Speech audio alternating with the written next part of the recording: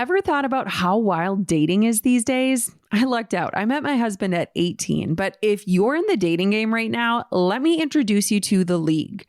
The League is a premium dating platform that puts quality before quantity. If you're busy, ambitious, and tired of swiping through an endless stream of filtered faces, then it is perfect for you. A few months ago, I interviewed Amanda Bradford, the founder and CEO of The League, and I had such a fun time talking to her about the app and how unique it is. First up, not just anyone can join. You've got to apply and get accepted, so you'll be part of a highly engaged and safe community of like-minded, goal-oriented people like you. And instead of swiping endlessly, The League sends you personalized daily recommendations of the most compatible matches. It's like having a personal dating assistant. Now, The League isn't for casual flings or social climbers. It's for genuine folks with big dreams, career goals, and a real drive to find a meaningful long-term relationship. If you're ready to ditch dating frustration, download The League and apply today. Message #GoalDigger to your in-app concierge to jump to the front of the line. Just a super fun fact here, but this strategy has been written about and published in best-selling marketing books. So it's really wild that something I started this podcast talking about is still incredibly relevant today and still a part of the strategy that I use and teach, and thousands of entrepreneurs use it too. I'm Jenna Kutcher, your host of the Goal Digger podcast. I escaped the corporate world at the age of 23 with nothing more than a $300 camera from Craigslist and a dream. Now I'm running a 7-figure online business that feels even better than it looks, all from my house in small town Minnesota with my family. Here, we value time as our currency. We mix the woo and the work, and we are in the pursuit of building businesses that give us the freedom to live lives that we love. I've always loved turning big goals into reality, and I'm here to help you do the same. This isn't just a peek behind the curtain. Come along with me and my guests as we tear the whole curtain down. Every week, we tackle practical, no-fluff marketing strategies and host honest discussions on what works and what doesn't.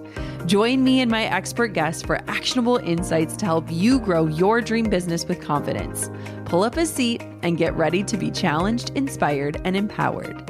This is the Goal Digger podcast. Wow, I get to welcome you to the 800th episode of the Goal Digger podcast. Over nearly 8 years, I have interviewed hundreds of business owners in all different industries. I've been able to teach you countless business strategies, and I've opened up my heart and my life to you during pregnancy and loss and moving and marriage and everything in between. We have really lived some life together over the years, haven't we? After over 110 million downloads and a whole lot of fun had, and of course, lessons learned along the way, I felt like this would be an appropriate time to stop, take a look around, and reflect. And no, do not worry. This is not a goodbye episode. The Goal Digger podcast isn't going anywhere anytime soon, but you are really catching me in my feels today. Because as I reflect on the last 800 episodes, it is bittersweet to think about how much has changed over the past 8 years. Today, I want to invite you to reflect and react with me as we do something really special. We are going to listen to the very first episode of the Goal Digger podcast together. Think of this as a listening party, if you will. I'm going to pop in throughout the episode and share what I'm thinking and feeling as I am listening with you. And together we'll unpack what has changed and what has stayed the same and stood the test of time. Now, before we dive into this episode, I want to set the stage. I recorded the first episode of the Goal Digger podcast in my car, parked in my garage in the middle of November. It was cold, an unheated garage. The title of the episode is Authentic Social Media Marketing with Jenna Kutcher, and it originally aired November 18th, 2016. Now, before today, I honestly had not listened to this episode since I had recorded it. In fact, I have avoided listening to it in fear that I would not stop cringing. When my team brought this idea up for today's episode, I kind of hated it because I did not want to listen to this version of me, but heck, I honor her for simply starting this whole thing, and I think it'll be a fun little walk down memory lane. So whether you are hearing episode number 1 for the first time ever, or this is the first time in a long time, just imagine me sitting next to you listening to. And throughout the episode, when we break away from the recording, you'll hear my raw, real-time thoughts. Some are going to be sweet, Some won't be pretty, but they'll all be true to the me today in August of 2024. I am so excited and I'm already a little bit nervous to hit play, but I guess we just have to dive right in, cringe and all. So without further ado, let's re-listen to the first episode of the Goal Digger podcast together. It's no secret that starting a business is hard. Even if you have an amazing idea, bringing it to life can be super overwhelming. HubSpot's new entrepreneurship kit is designed to help you go from idea generator to full-fledged business owner. And let me tell you, I wish I had this when I was first starting my business. This all-inclusive kit takes the guesswork out of entrepreneurship with step-by-step guides, practical resources, and easy-to-use templates. It literally walks you through every stage of starting a business and even has freelance pricing worksheets and loads more to help you get up and running immediately. Now, the best part is that it's free at HubSpot.com/ENT. With expert guidance from HubSpot, starting a business doesn't have to be hard, so don't wait to start yours. Head to HubSpot.com/ENT to download the free entrepreneurship kit, all from a company who knows a thing or two about growing bigger and better. That's HubSpot.com/ENT. Everyone, it is Jenna Kutcher, and I am so excited about today. Today, I am launching my new dream, the Goal Digger podcast, and it has been something that has been on my mind and my heart for a very long time. Now, a few years back, my brother told me, man, you should just start a podcast. And I kind of laughed at him because I said, well, what do I have to say? But over the last few years, I've realized I have a heck of a lot to say. So in case you don't know who I am Jenna Kutcher. I'm 28 years old and I live in a small town in Wisconsin. 5 years ago, I left my windowless office in the corporate world to become a photographer, something I had zero experience or schooling in. I had a $300 camera from Craigslist and a dream, and I have chased that dream with reckless abandon over the last 5 years. I have grown a following online by keeping it real. I love to educate entrepreneurs on how to leverage social media to further their businesses and to grow and support sustainable, authentic, and organic businesses. And I am just so excited to keep it real on this podcast and hang out with you every week. So imagine this, that we are at a coffee shop sitting side by side and talking about life and business and all the good things that happen in between. And it's just going to be a blast. So Goal Digger is going to be a weekly podcast. And while I love interview podcasts, I want it to feel more like an online workshop. So you show up and you walk away with tangible takeaways that you can apply to your life and business right away. Now, I have some incredible friends, girls who are dominating the business world with grace and gumption. And I'm just so excited to invite them onto Goal Digger to talk about the things that they're learning or the things they're passionate about and to teach you how to do the same and grow your empire. And so welcome to Goal Digger. This is the maiden voyage. And man, I am just so excited today to talk to you about my favorite subject and the subject I get asked to speak about all over the world. And that is on keeping it real on social media. Hi, it's the modern day me. I wanted to just hit pause and reflect here really quick. First off, let's talk about my sweet phone voice. Oh my gosh. I remember hitting record probably 10 times before I actually got a take that I could use. And that voice has changed so much over the years. I don't know about you, but like if you have a phone voice, you know what I'm talking about. Or when you hear your voice, it just sounds different to you. And I remember starting and stopping and starting and stopping and starting and stopping. And like that alone could have held me back from never starting a podcast, is just the sound of my own voice, which is probably why I haven't wanted to listen to this episode since it aired all those years ago, is because I know that it sounds so much different. And I also just smile so much at myself because I'm just thankful that I chose to show up and do this. Like I can hear the fear in my voice. The reason why I recorded in my car, well, it's kind of twofold, is I always tell myself it was because of our barking dogs. We had 2 dogs and we had a house with a lot of windows and we kind of lived on a busy street at the time, and my dogs would bark at basically anything that moved.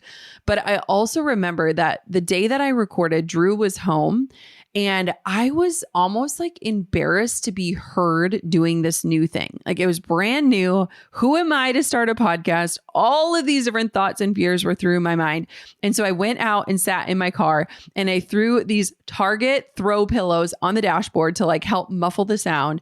And I had iPhone headphones, and that was what I was using to record this episode. And so I just think back to that version of me, and I just have so much love and grace for her because she was showing up scared. And this is exactly what it sounds like. And I know that my voice has changed so much over the years. I think it's just from comfort and doing the actual reps. But I just wanted to say, I acknowledge I sound different. I'm smiling alongside of you, and I love the old me. So I'm not exactly sure why you showed up here. Maybe you were curious. Maybe the name or the title piqued your interest, or maybe you just wanted to see what the heck I'm up to. But here's what I truly believe. You are here right now for a reason, and that reason is going to look different for all of us. Maybe you simply just have a dream, but you're not sure how to chase it. Maybe you are listening and you're stuck in a windowless office just like I was 5 years ago, and you yearn to get out of it. Maybe you're struggling to stay afloat. Maybe your business is crumbling and you're not exactly sure how to put the pieces together. But the most incredible thing is that we are here together today. And I just feel so fortunate to be able to lead you through what I love to talk about and what people love to hear about. And that is social media.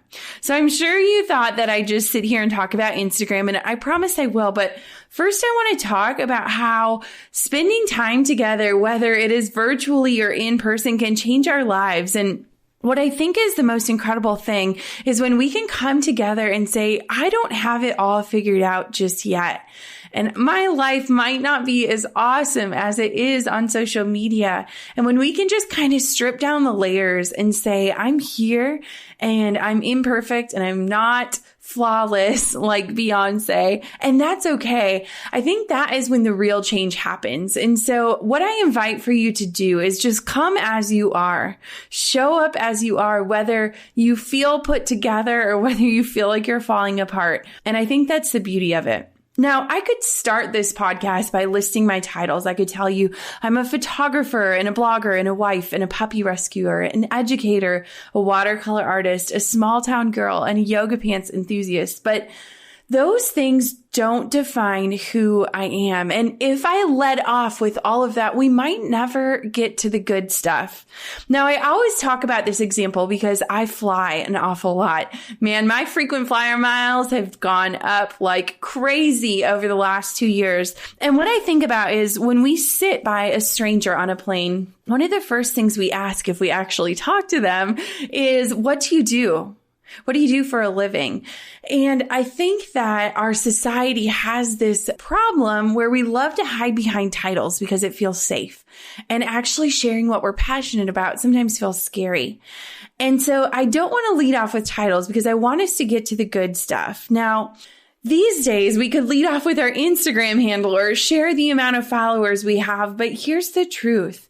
None of us are as cool as we are on Instagram. Can I get an amen? I mean, none of us are as put together or beautiful or as detailed or as fashionable as we are on the internet. And I think that that is a scary place to be in because we hear it all the time. We sit here and compare our back end and our bloopers to people's highlight reels. But the truth is, that's exactly what we're doing when we're scrolling mindlessly with our thumbs. So I want to lead off with exactly who I am and just level the playing field so that you can feel free to do the same. So 5 years ago, I left this windowless corporate office and a red and khaki uniform to become a wedding photographer. And the truth is that most days I feel like a total fraud.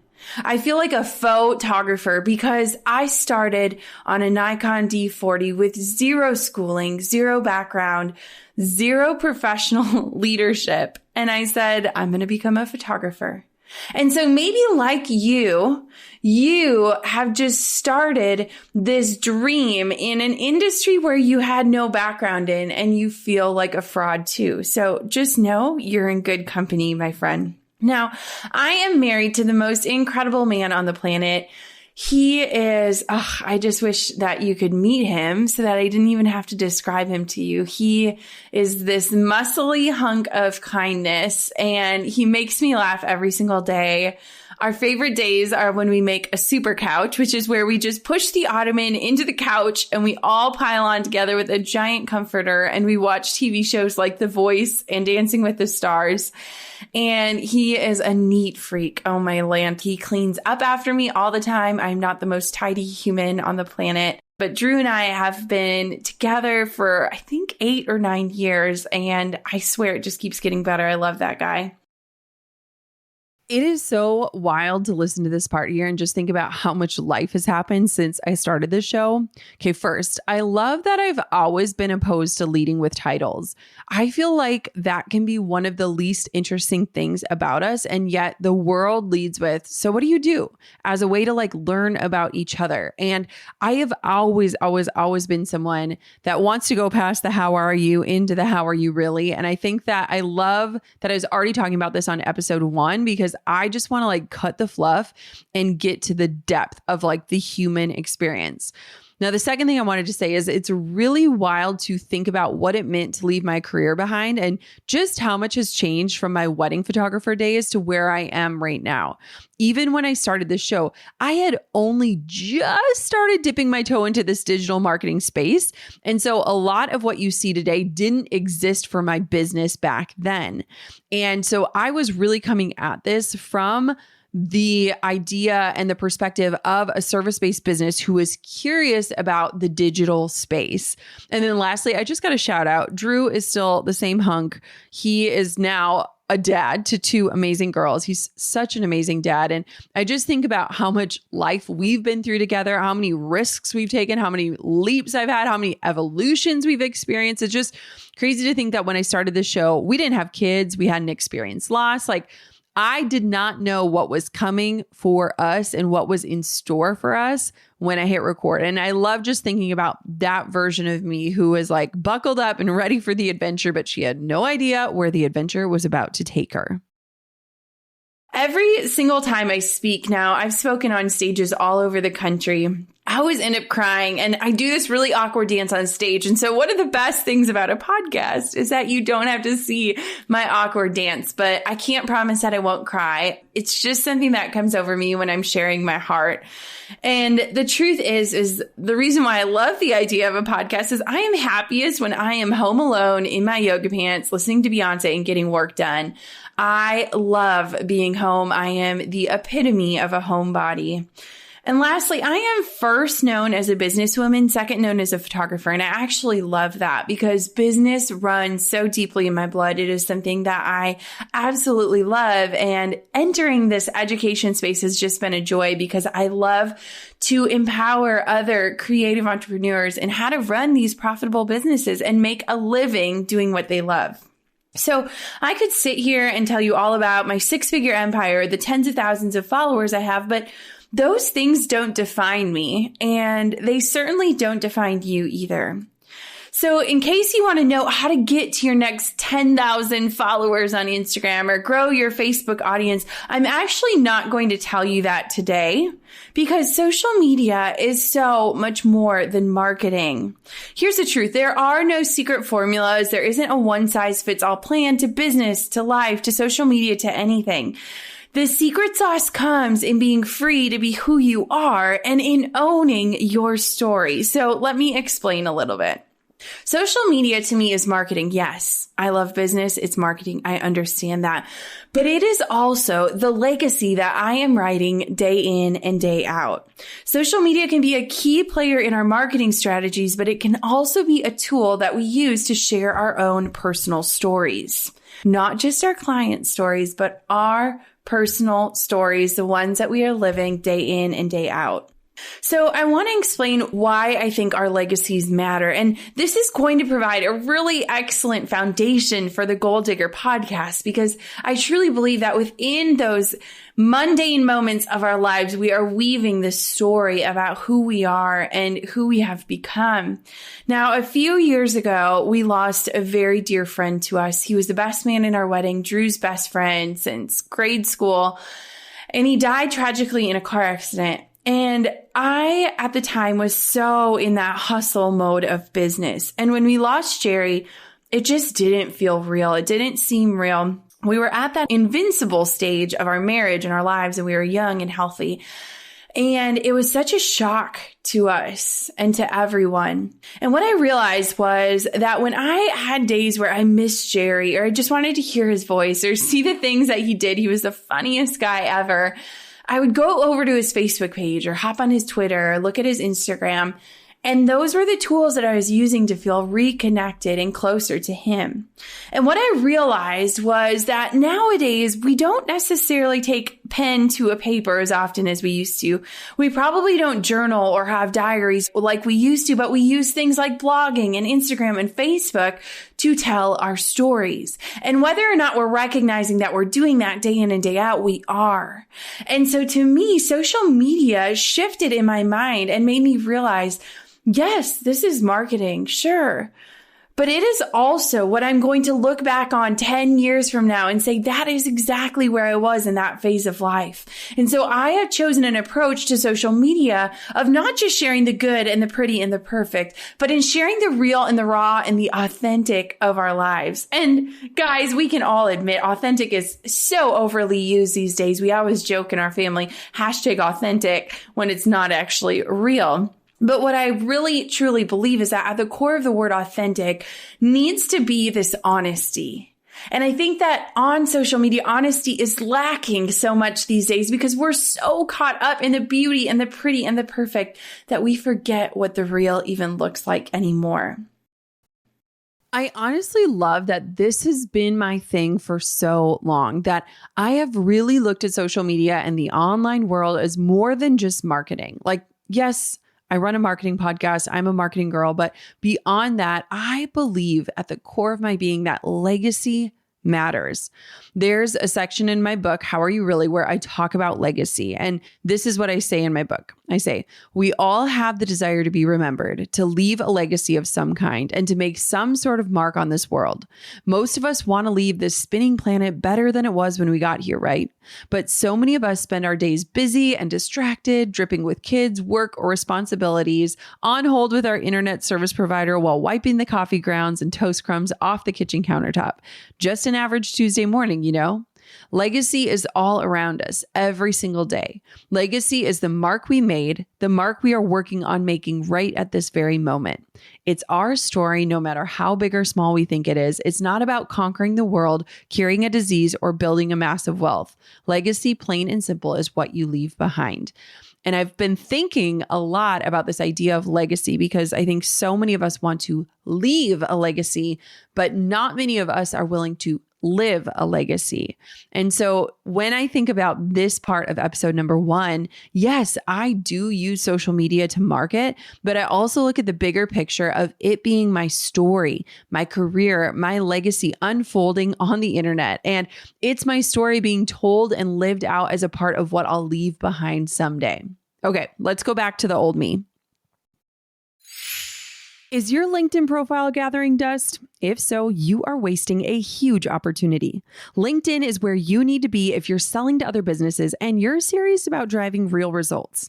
Imagine you're hosting the ultimate business mixer and LinkedIn is your VIP guest list. I'm talking about over 1 billion members, including 180 million senior level executives and 10 million C-level big shots. These are the people who can make things happen. On other platforms, it can feel like you're shouting into the void, but with LinkedIn ads, you're having meaningful conversations and building relationships with decision makers who are actually interested in what you have to offer. This is a place where people actually expect and appreciate professional outreach. LinkedIn generates 2 to 5 times higher return on ad spend compared to other social platforms. And this is why 79% of B2B content marketers say LinkedIn is their top choice for paid media.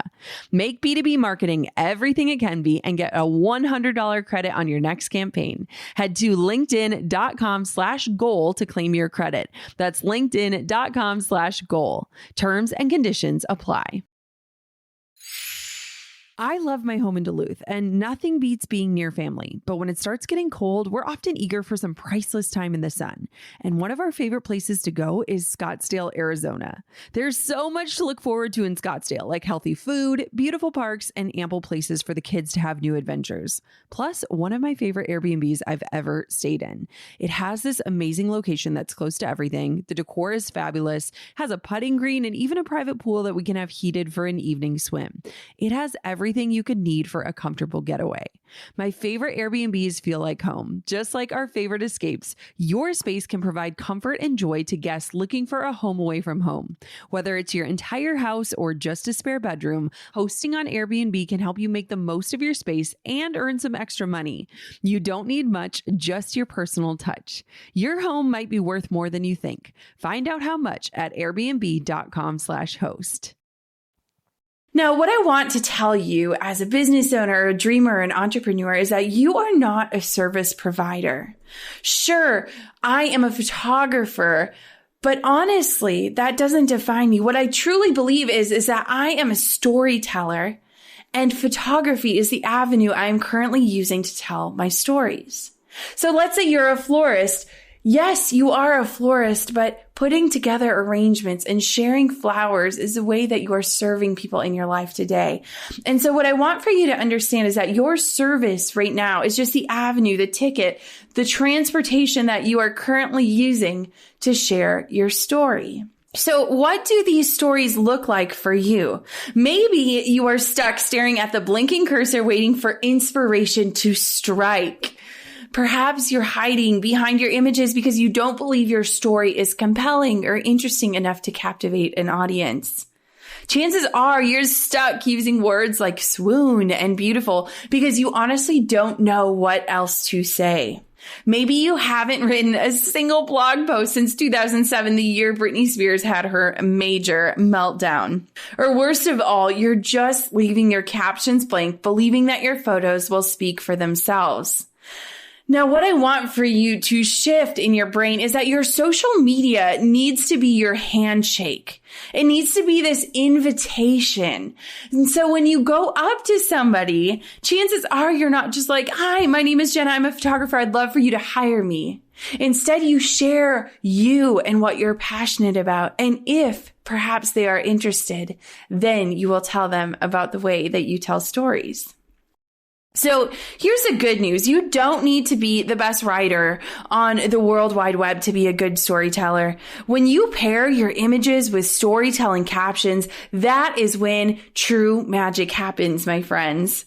So how do you tell good stories? This is what I get asked all the time. I have so many people tell me I stink at telling stories, but here's what is going to help you.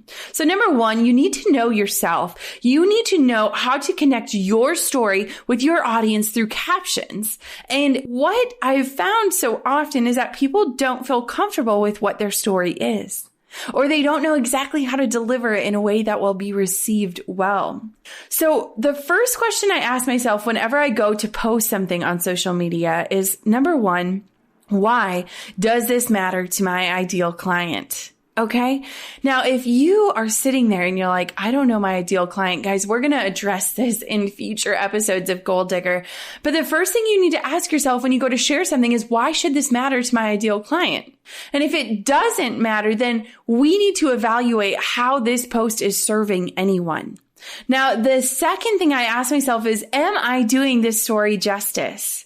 There is a story behind every image, whether it is an image of your client or of your work or of your life.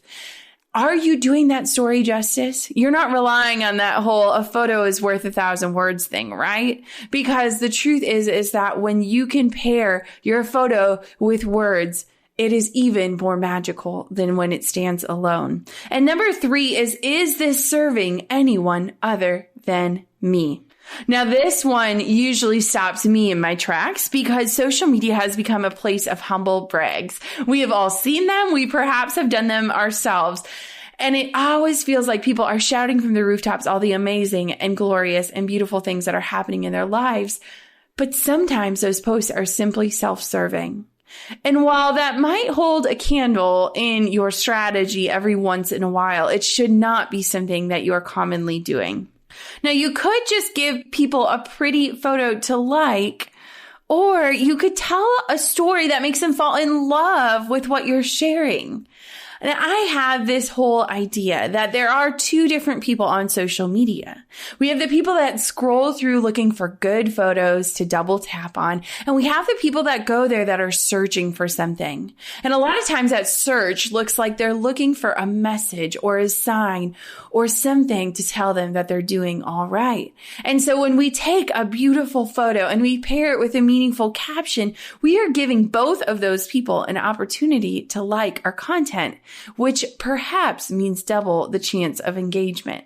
So what I love to say is find your people and serve them well. When you know who it is that you are serving, you know what keeps them up at night and how you can help them. You can focus on serving those people well. And honestly, that is when the real magic happens. Social media, I think, can feel like this screaming match. It can feel like everyone is competing and trying to make the most noise. But here's the key. You don't want to join in on the yelling. Instead, you want to whisper directly to your dream clients. I mean, think about it. Would you rather be on your rooftop screaming about why you're the best and to hire you and why you deserve their attention? Or would you rather sit there and say, hello, friend, I am here for what you need, and I promise I can make your life better or easier, or at least let you know that you are not alone in what you're going through. Well, apparently not too much has changed because social media felt like a screaming match back then, and frankly, it still does today. One thing that I love about this episode is just this focus on serving and community. It is something I have always tried to keep at the forefront of all that we do. This idea of connection and community over selling. And I think stories are the greatest way to really serve our audience and connect. Storytelling has been a huge theme on this podcast over the years. And little did this younger Jenna know, someday she would write a book that would become a New York Times bestseller. Her story on pages, not just in captions on the internet. Okay, back to the show. I'm pretty sure I'm about to disagree with my old self. So why do I think social media is the best form of advertising? Well, there are 4 main reasons why. Number 1, it's available at the tap of a finger. Chances are you're listening to this podcast on your phone or your computer, and you might just have social media pulled up at the same time. Social media is available at the tap of a finger, and that is so incredible. Number 2 is it means a $0 ad budget. Guys, I have had a 6-figure photography business for over 4 years, and I have not invested a single penny into advertising because I have learned how to leverage social media for booking clients, and not just any clients, but my dream clients. Number 3 is that it builds know, like, and trust. If you have any background in marketing, you know how important this is. Having people know who you are and then start to like you and trust you is the most powerful thing you can have in your back pocket. And number 4 is social media is my voice, my terms, and my images. I am in control of the content. I am the creator and the curator. And that is stinking beautiful. You get to take potential clients on a journey, and you are in control of what that journey can look and feel like. Okay, for the record, I don't fully disagree with this. I think a lot of this still stands, but I will say that I would distill this down a bit more these days. I think social media is the best way to organically get attention, but you have to have a plan for those audiences in order to turn popularity into profitability.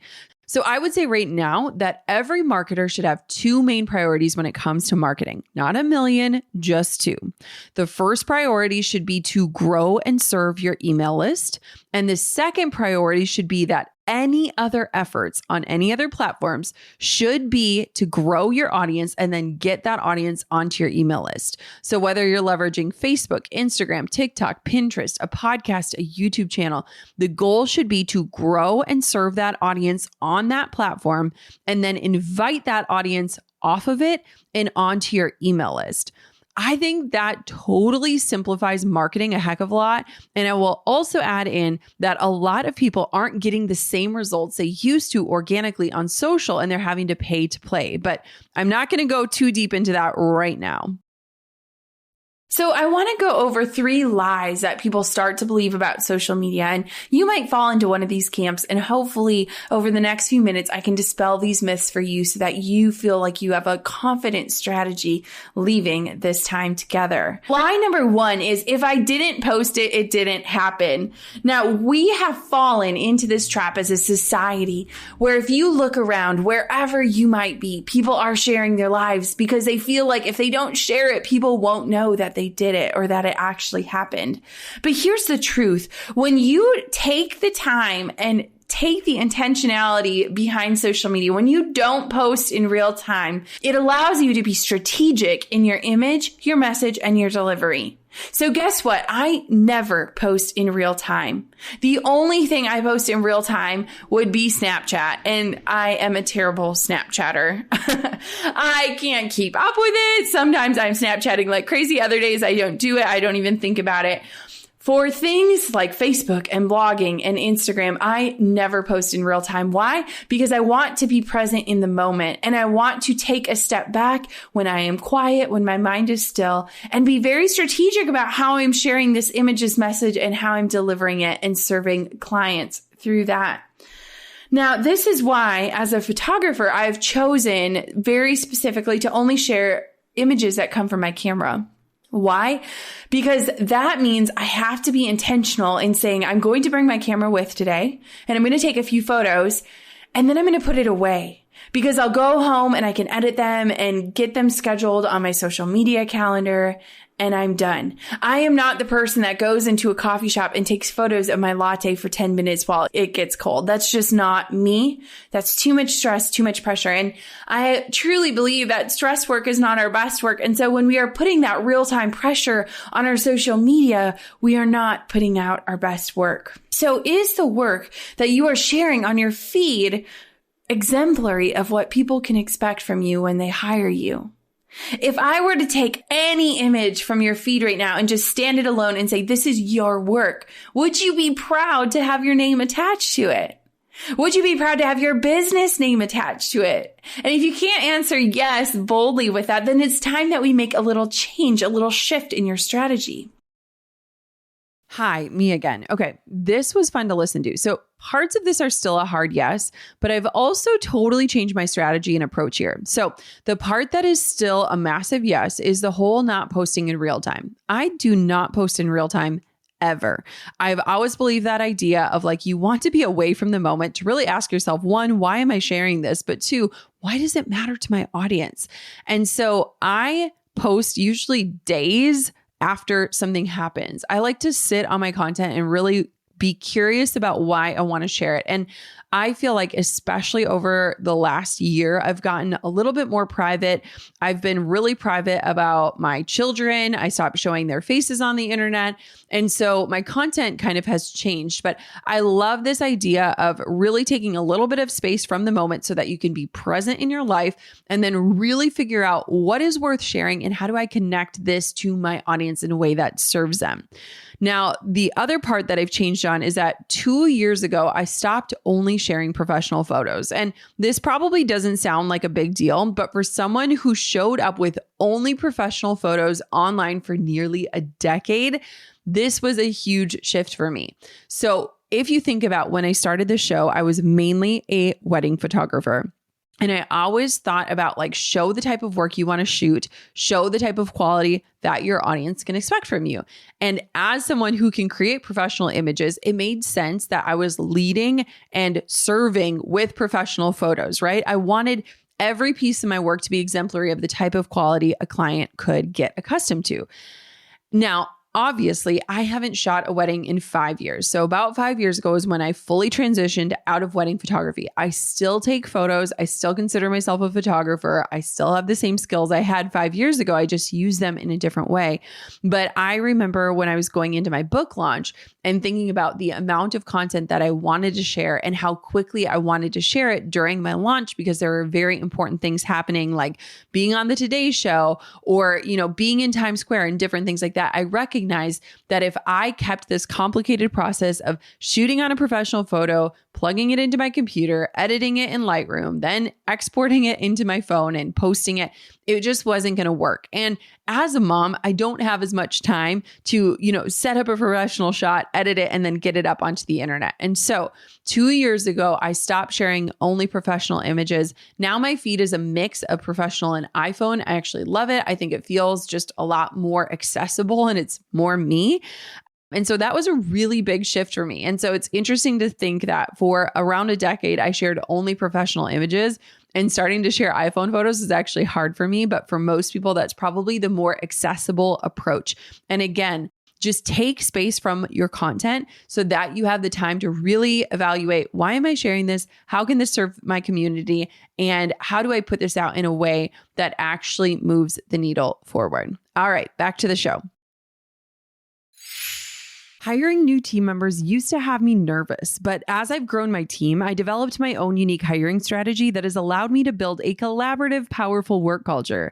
And a massive part of that strategy has been LinkedIn Jobs.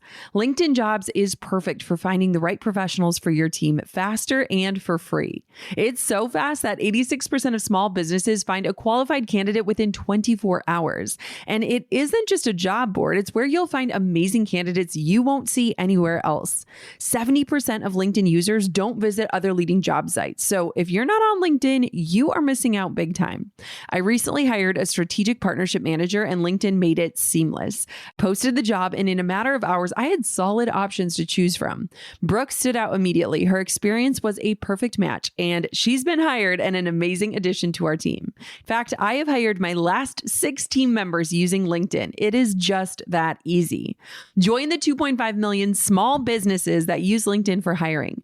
Post your job for free at linkedin.com/Jenna. That's linkedin.com/Jenna to post your job for free. Terms and conditions apply. Now, lie number 2 is I have to wait for the perfect Instagram worthy image to post. How many times have we believed that lie and we sit there and we go through our camera roll and there's thousands of photos, but none of them are just right or perfect enough or pretty enough. The truth is that there is room for imperfection on Instagram. People are hungry for real and not just for perfect anymore. And that is beautiful.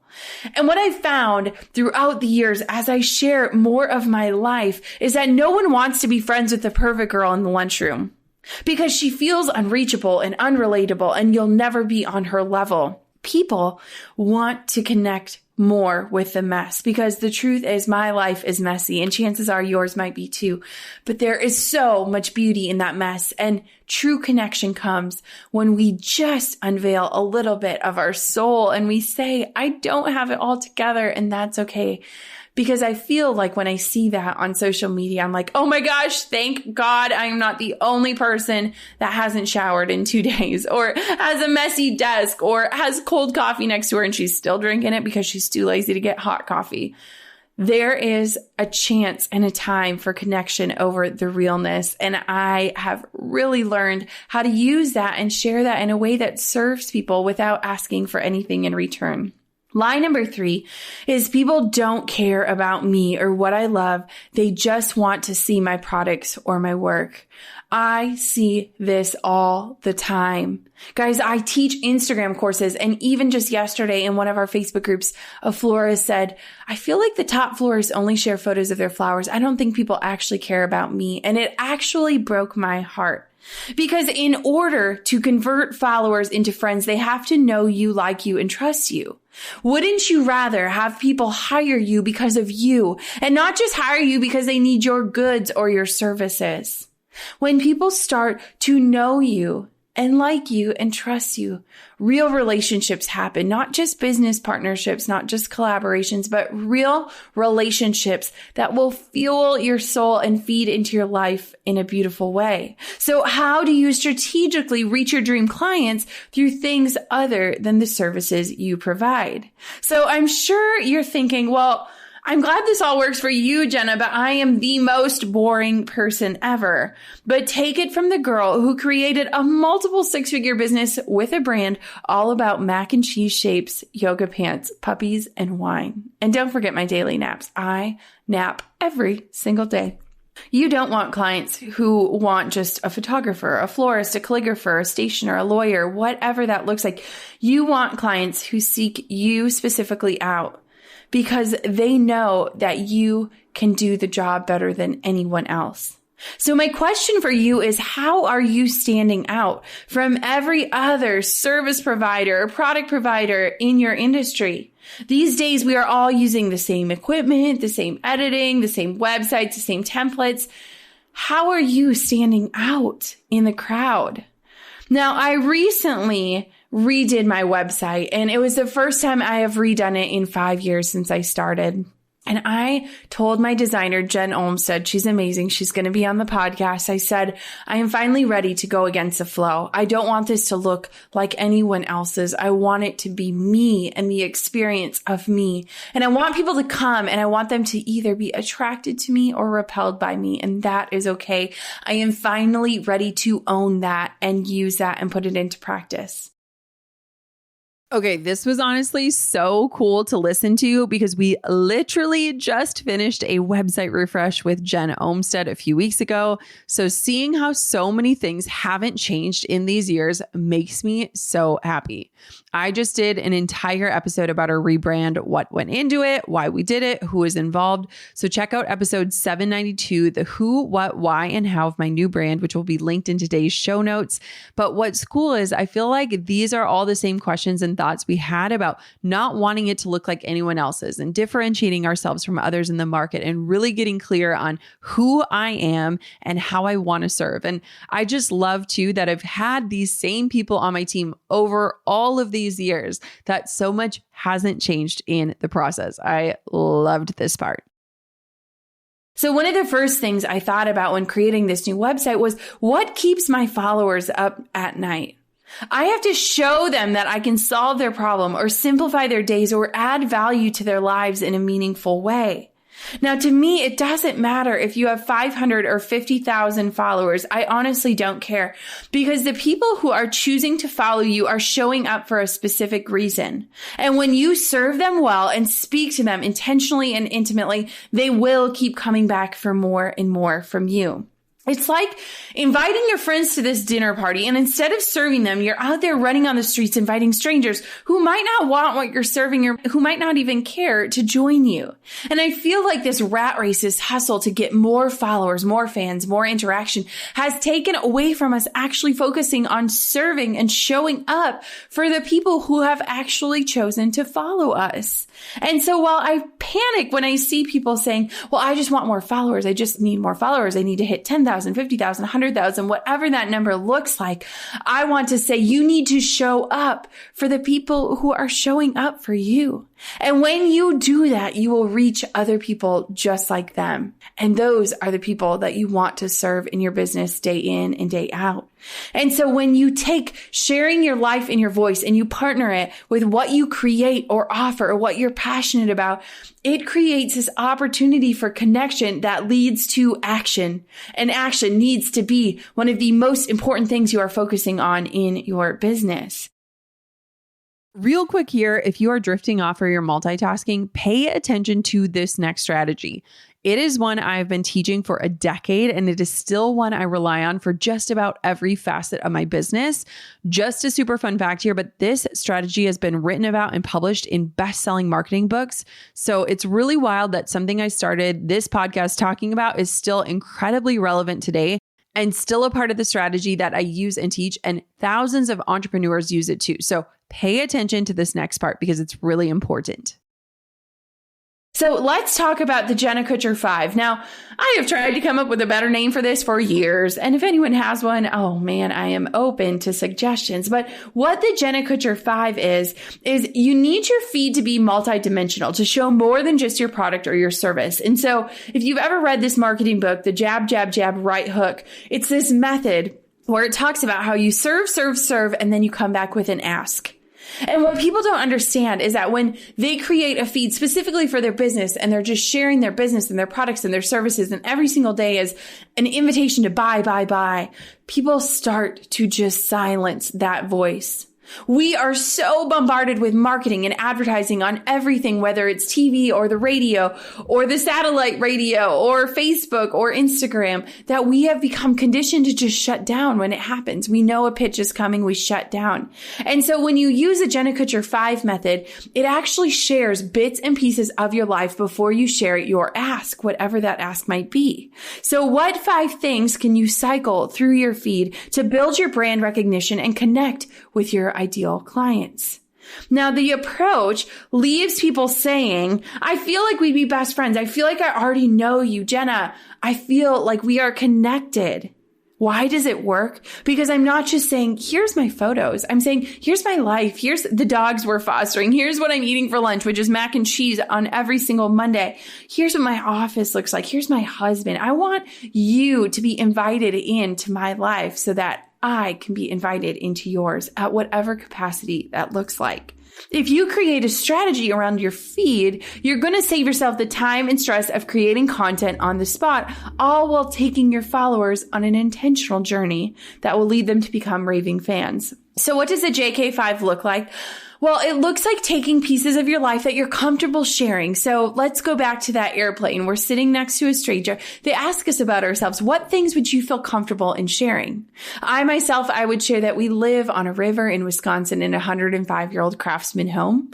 I would share that we have rescue dogs and that we love to foster dogs. And sometimes our house feels like a wicked zoo. I would share that I love to write and do creative things like watercolor and teach people. I would share things like fashion, like food, like travels, things about our lives that will create connection. And so when you can create a strategy and say, these are my 5 things, and I'm going to continuously cycle through them so that they become part of my brand and my brand becomes bigger than just my product or service, people become attached to that brand and attached to you as a human being. I want for you to create a brand, not just a business. So one thing that I still love about this strategy is that it really helps people connect with different facets of you and your life. Now, there's a huge difference between running a business and a brand. A business is just your offers, what it is that you create or do to sell. A brand is the personality behind its offers. And one thing that I got right over the years is that I really understood the power of a brand and the personality behind whatever it is that you're selling. I truly believe that's why I've been able to sell so many different things over the years. And my audience has followed me on every step of the journey, from being a wedding photographer to an online course creator to an affiliate to an author. I've had so many different offers. And I think because I have a strong personality and a strong brand, people will follow where I go. And this is really crucial if you are someone who wants to start their own business or you want to make sure that you have a brand. Now, my JK5 has changed so much throughout the years, and it is meant to evolve. This isn't a strategy that you set and forget about. You want to be reevaluating what is your JK5 as you change, as your business changes, and as you evolve. I ended up going gluten-free. I don't eat a ton of mac and cheese anymore. We don't foster puppies, but we do chase our kids around. We built our dream home. We moved back to Minnesota. So much has changed. But the thing that has stayed the same because of this strategy is that my brand has a true personality, and that personality is always evolving and it's multifaceted, giving people different ways to connect with me, even if they're not on the market for whatever it is that I'm selling. So one of the biggest misconceptions is that I share everything. People will come up to me and they won't even ask me about my life because they assume what they see on social media is everything. But here's the truth. I share just enough to make you feel connected to me, right? And there's nothing wrong with that. If you and I were to sit down over happy hour drinks or margarita or coffee, I would tell you so much more that you probably had no idea about. I'm actually a very private person, and I covet my time with my family and my friends so deeply. You probably will never see a lot of that on social media. But what I do share is my heart, and that heart is what is connecting people to me so that they feel like they know me, like we are friends. I want to help you find what your mac and cheese is. Now, here's my joke. My friend Katie of Cottage Hill Magazine, she said, Jenna, your goal in life should be to help people find their mac and cheese. What does that mean? Well, I started sharing my love for mac and cheese, and I kid you not, guys, I get tagged in probably 20 macaroni and cheese things a day. I bet you, after listening to this podcast, you will never walk through the grocery store and see the aisle of mac and cheese without thinking of me. I get sent mac and cheese in the mail. I order it at restaurants all the time. I get tagged when there is mac and cheese fests all over the world, which, by the way, I still need to go to one of these. But I want to help you find your mac and cheese. I want to help you find what is memorable in clients' eyes that will never let them forget about you, whether it's walking through the grocery store or hanging out online. All right, me again. I kind of laugh because now more than ever, I feel more private online. I have gotten a lot more protective of myself and especially of my family over the years. Obviously, a year ago, I stopped sharing my kids' faces online. I don't show up in my stories every day anymore. I've just kind of hit a rhythm that feels good at this time in my life and allows me to share my life and connect without always being on the internet. And I also laugh a little at how much of my brand revolved around cheesy noodles. Like, okay, I still love mac and cheese. My kids eat them probably once a week, but now they're a little bit healthier of a version and they're gluten-free. But I'm curious, if you have been around for a long time, do you still think of me when you see mac and cheese? Tell me if you do. Send me a DM. I'd love to hear that. I just think it's so interesting that that was such a huge piece. And yes, I was crazy about mac and cheese. I especially loved the shapes kinds. I just thought they were so delicious. So again, things have changed, but not fully. So what if you use social media as a place for real connection? What if you stopped playing it safe? Stop trying to be Nutella and make everyone happy. What if we stopped letting our titles define us and got back to the things that set us apart beyond the work that we produce? What if your social media didn't just share your client stories, it shared your story in a real and raw and authentic way? Here's what I truly believe. You cannot expect your clients to invite you into their precious moments and to win their business without inviting them into your life first. So I have 4 super serious questions for you, my friends. Number 1, can I find you in your feed? But seriously, can I find a photo without scrolling for days? Can I see you beyond just your bio photo? Can I know who I am listening to when I click over to your feed? If the answer is no, we need to change it because I need to know who I'm listening to in order to trust you. I need to know who I'm listening to in order to enjoy listening to you. And I need to know who I'm listening to in order to trust what you're putting out there as your work. The first 9 photos on your Instagram page form a storytelling grid. If your personal story isn't on there, I truly believe you may have just lost your client because they don't know who you are. They don't know why they should trust you. They don't know if they like you. They don't know why your voice matters. Number 2 is, are you using your bio to tell me more about you without only clinging to your titles? Is there something in your bio that will actively attract or repel? If the answer is no here, then we got to change that. You want to be memorable.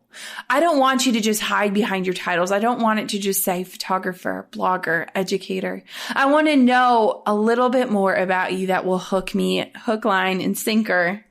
Number 3 is, are you sharing images not just for your peers, but are you sharing images your clients can imagine themselves in? Now, this is something I see all the time where we as artists are just posting art that other artists will connect with. But our ideal clients, they might not connect with what we're sharing. They might not understand it. They might not have the same taste level. They might not get it.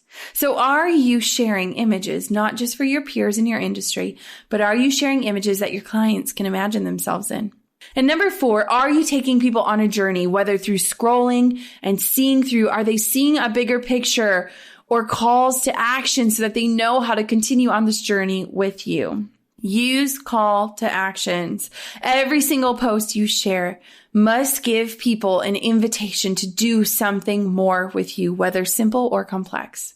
What does that mean? Call to actions are the most important part of your social media strategy. You should never end your post with a period. It should always have an invitation, whether that's asking them a question to engage with you or telling them to go to your blog post to see more, or asking them to email you or join your email list or hang out with you or meet you at a meetup or something. There should always be an invitation for people to engage with you, because engagement is exactly what we need to beat these algorithms that are sucking our ability to connect with people anymore. So my last question for you is this: is your feed more than eye candy? I want for you to show clients that it's not just about a service or a product. It's an experience, and that experience is worth every single penny. Why? Because you are offering it, and you are unlike any other human on this planet, and you have gifts unlike any other human on this planet, and that is always worth every single penny. How is it that you tell meaningful stories? How is it that you connect and use call to actions and tell people that you are worth your value? Tip number 1 is ditch the fluffy adjectives. I don't want to see words like gorgeous and swoon and beautiful and pretty and all of those things that I see every day. Your photo should tell me that enough. I should look at that and know that that is there. Tell me meaningful things. Ditch the fluffy adjectives. I will often write out an entire post and I will go back and delete every single adjective and ask myself, is this story strong? Does it convey what I want it to? Am I not hiding behind fluffy words because there is something so much more meaningful than the word swoon? Number 2 is what matters the most to your clients. What kind of things keep them up at night? What are they worried about? How can you serve their lives? What matters most to them, and how can you create a connection that tells them that you can serve them and serve them well? Tip number 3 is if you really struggle with storytelling, have your clients tell the stories for you. Ask them, why did they hire you? Why did they buy your product? What did you have that other people didn't? Ask them about their experience of working with you. Have them tell you about what they were planning or why they booked you in the first place. If you seriously struggle and you don't know what to write, have your clients write your stories for you. And tip number 4, stop writing to your current clients. Write to attract your future clients. So many times we are writing to these people that have already chosen us instead of focusing our messaging on reaching those people who might not have already picked us out. And lastly, tip number 5, write the way that you speak. Learn to use your voice. Now, when I first started, I came out of a PR education. I thought I wanted to write press releases and super formal things. And so when I first started as a wedding photographer and a client would reach out, I would write so formally like, "Dear sir and madam, hello, thank you so much for inquiring about my services." But then when I would meet them in person at a coffee shop, it was this giant disconnect because I'd run up to them with arms wide open to say, "Oh my goodness, hello, I'm so excited to see you. This is amazing." Now, I want for you to learn how to use your voice, and I will record a full episode on how to do that because there are so many tips and tricks and strategies to do that. Okay, my numbering was a little funky in this section, but honestly, everything I said still stands. I think all of this advice is still super solid. And while I was sharing this from the perspective of a wedding photographer at this time, I think that all of this advice can and should be applied no matter what type of business you're in. This is one of the things that I honestly commend myself for and pat younger Jen on the back for, is that in all the advice I've given over the years, a lot of it was grounded in the foundation of solid marketing strategies that truly stand the test of time. I have never been a huge trend chaser. I have always wanted practical, easy, and things that last. And so honestly, take that advice today. It's still really solid. But here's where I want us to land today. I want to be your permission granter. I want for you to grant yourself the permission to feel free to share yourself and your life in a meaningful way on social media. Success is something that we generally see within others, but it is a title that we give others first and ourselves last. And I want to tell you that wherever you are at in this moment, wherever you are listening to these words, you are a success. Success is going to look different for everyone across the board. It's going to look different in every person's lives. And so I want for you to give yourself that title, because here's what success isn't to me. Success isn't how many followers you have or how many jobs you book or how much money you make. Success is owning your story and using it to connect authentically. It is living out your why every single day. And it is being free to be exactly who you are. You are more than the number of followers you have. Please understand that. You are worthy of true connection in the real and not in the perfect. You are more than what you do. Show that to the world. And you are unique and have special gifts that only you possess. So my whole thing is that I have been keeping it real since 1988. And in case you just did the math, yes, I am 28 years old. So as we close off this first episode of Goal Digger, I want for you to leave today with a plan. I want that plan to look like digging into how you can share your story and how that story can connect you with people, and not just your clients, but your dream clients, and how it can create connection beyond just what you do. Because you, my friend, are worthy of that true connection. And I want for you to be a success in your own way, in your own standards, on your own playing field. And so today I want for you to stop comparing your background, your bloopers, all the stuff and the crap and the junk in your life with everyone else's highlight reels. And I want for you to take a step back and say, I am going to do this story justice, and I'm going to share it in a meaningful way. Now, my friends, thank you so much for joining me in Goal Digger. I cannot wait to connect next week as we go through another episode where we will teach you tangible takeaways that you can apply to your business and your life immediately after listening. Thank you so much for tuning in, and we will connect really soon. Well, we made it through. I've honestly avoided listening to that episode because I thought I would cringe. But when I look back, I have a lot of love for that Jenna who decided to start this whole thing as an experiment and a way to connect and serve her community. So much has changed in my own life and my business since then. But I am honestly happy to say that a lot of what I shared has stood the test of time. Friends, I cannot believe that wraps up the 800th episode of the Goal Digger podcast. Thank you so much for taking a stroll down memory lane with me. I want you to know that I wouldn't be here 8 years and 800 episodes later without you. Your support, your feedback, your reviews, your time, your grace, your loyalty. The Goal Digger podcast isn't about me. It's about a community of business owners in all walks of life going further because we're going together. And even though my voice sounds a little different, my life looks a little different, and my brand is different, that has never changed. You are the heart and the soul of this podcast. And I want to thank you from the bottom of my heart for joining me on this journey every single week. I am so grateful for you every single day. Now is the perfect time if you are not subscribed or you haven't taken a moment to leave a review and you are willing to do so. It is the best and the easiest way you can support me, the team, and this show. I would absolutely love to hear from you. This has been a labor of love and an experiment that I show up for week after week. And I'm so grateful that you are here as my listener. Until next time, Goal Diggers, keep on digging your biggest goals.